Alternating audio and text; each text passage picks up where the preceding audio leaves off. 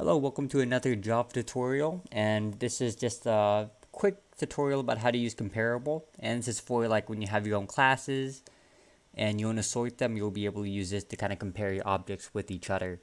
The reason why you want to do this is, well, first of all, I just want to explain that I have kind of like my list of some things, and each of them it's kind of like a different type. I said upgrade my something class, so now I hold both an integer and some text. Now if you want to go check out my class right here, so I'm holding a private number, a string, and this is my constructor.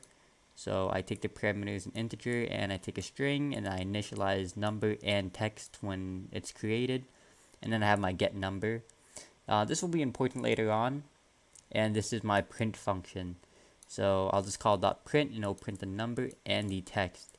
So just kind of demonstrate what that'll look like. Let's just use the for loop. We're going to use a modified one just because it's more convenient, less typing. Programming is all about taking the path of least resistance, in my opinion. So it's something temp. I'm just going to use temp. It's kind of like a placeholder. Well, it's a bit too vague, so let's just use thing, even though that might be a bit more vague. My list, since we're going to be iterating my list, I'm just going to use the one line with no brackets. You probably shouldn't do this, but I do it anyways. So thing, oops, system.out.print line thing dot print. All right.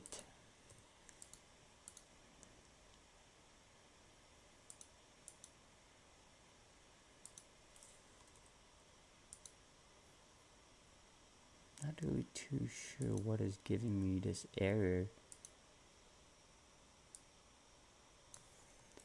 One sec.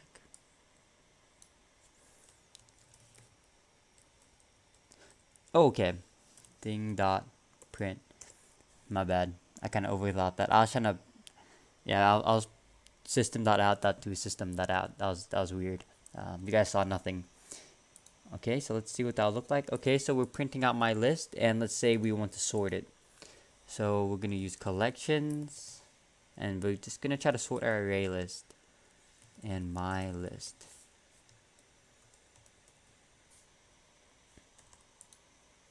Okay, so as you can see, we're kind of getting kind of like a syntax error here, and that's because we haven't really configured it.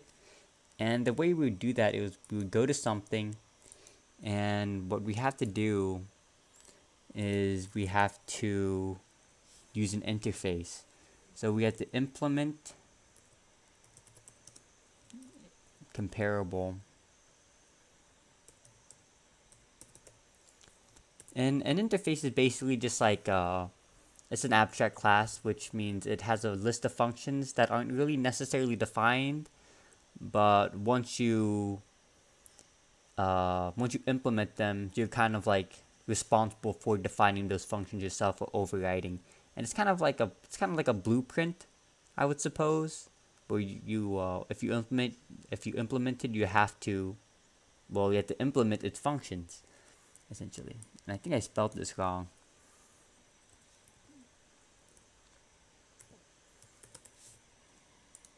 Okay, I was just missing yes. So for comparable, we're just going to put the name of the object which we're going to be comparing, which is just going to be something. I'm just going to copy and paste this because I'm just a bit lazy today. And as you can see, we're getting a bit highlighted here underneath red, and it says add unimplemented methods. So we can add it, and as you can see, it's just a single method compared to, and we're comparing the something object. Okay, so let's get started.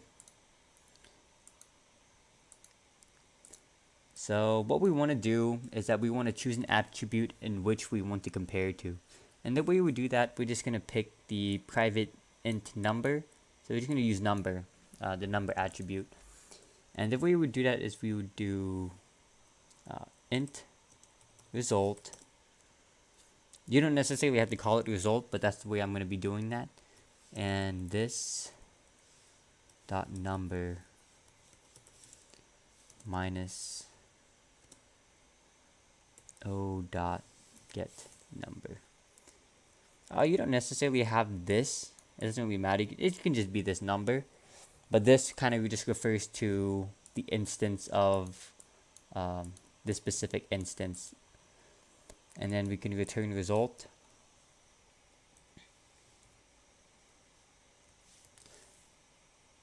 So basically, if it is negative, so if result is negative, then it will be placed behind or before O.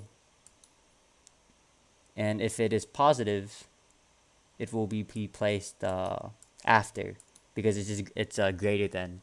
And if they're equal to each other, they kind of place adjacent.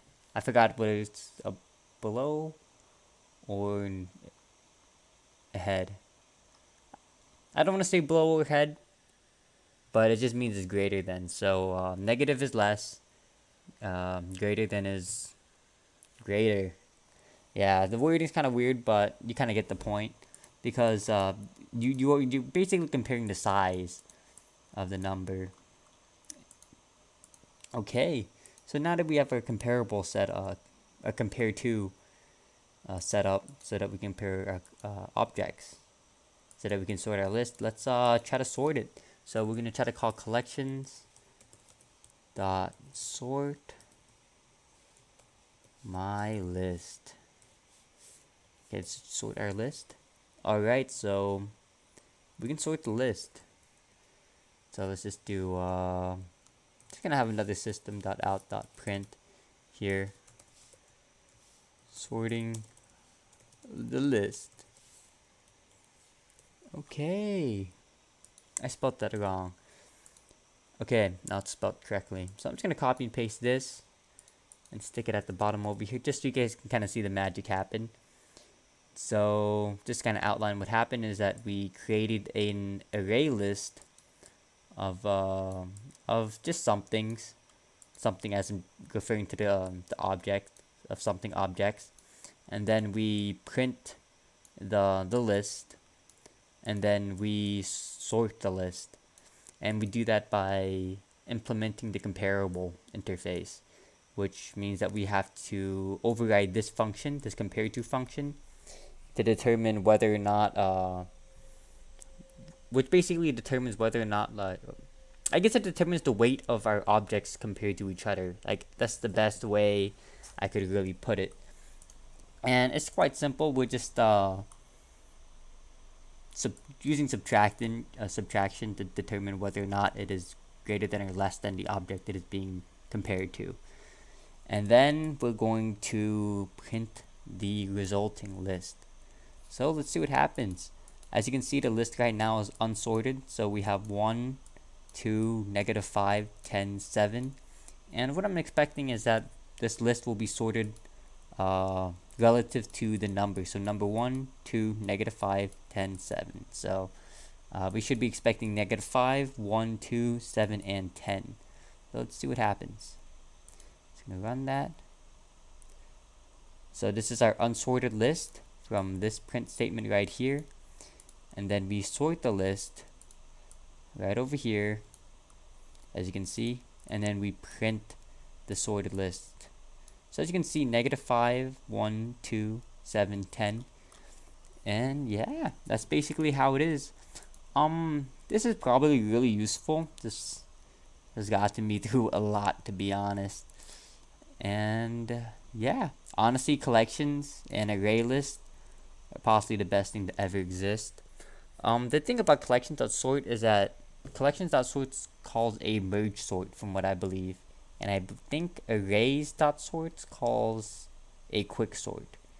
Either way, they're both really fast sorting methods, so you're not really like losing anything, or you're not really losing too much by calling collections.sort. It's a really good sort. Okay, so we're able to create a list of objects that we created ourselves using a class that we made, and now we're able to call a collection.sort on that object, so that we can conveniently just have it in order.